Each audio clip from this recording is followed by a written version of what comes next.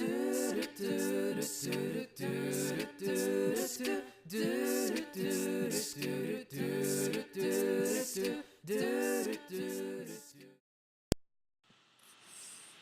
guys, so today's video is going to be another card, and it's going to be a fairly simple card, but it's going to be using an interesting technique using ink pads and the clear acrylic block.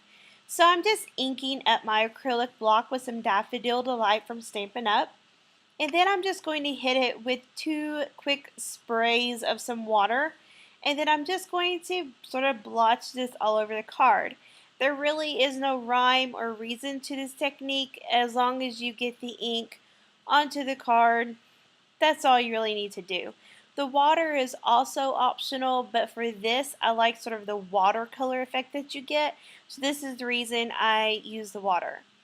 So for this one, I'm using some pumpkin pie and some strawberry slush.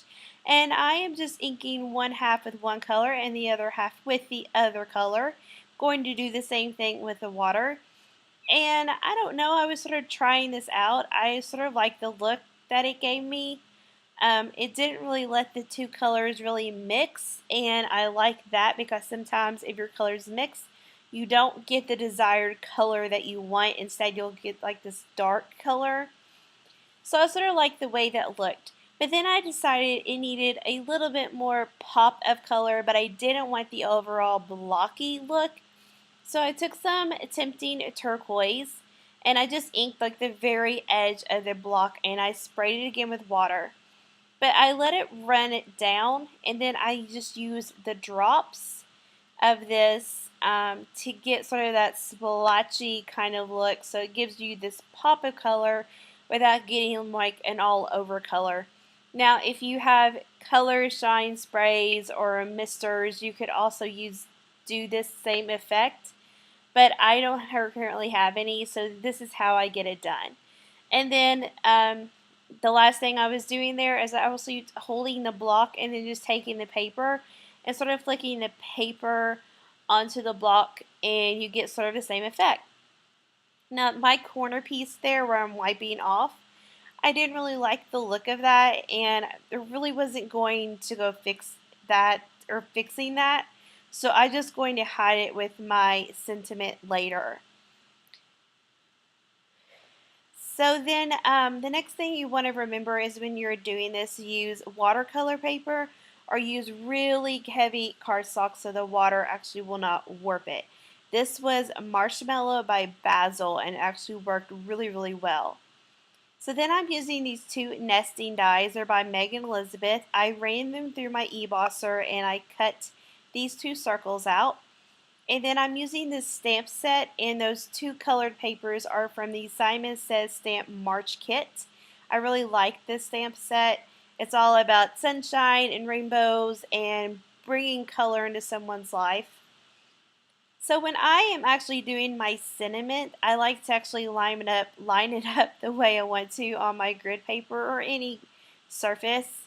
And then I take my acrylic block to it, so then it's exactly the way that I want it, especially if you're doing more than 2 or 3 objects.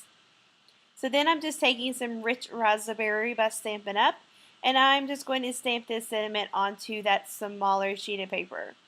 Now I didn't use any kind of like really graphic paper for this because basically I didn't want it to overload with all the color in the background. So now I'm just taking some strawberry slush and I am just adding this around the edges very softly with my applicator. And now I'm just adding some Stampin' Up! Dimensionals, and I'm going to be doing this to both pieces because I want both of them to stand out away from the card, because I sort of wanted to give the card a little depth, especially since there was sort of that one note of a background. Even with all the colors, I still felt like something really needed to stand out. So I was going to place that into that corner. I do it first, and then I realized it's sort of crooked, and so then I go back and I straighten it up. So here I am doing that, and I realized, oh, this is crooked. Maybe I need to do this like facing towards me. So yeah, that's the finished look of the card. The last thing I'm going to do is just round the corners with my corner chomper, and I'm using the 1/2 inch corner chomper there, and that is it. So using this technique in different colors will always give you a different look, and that's what I love about this. So I hope you enjoy it. Bye guys.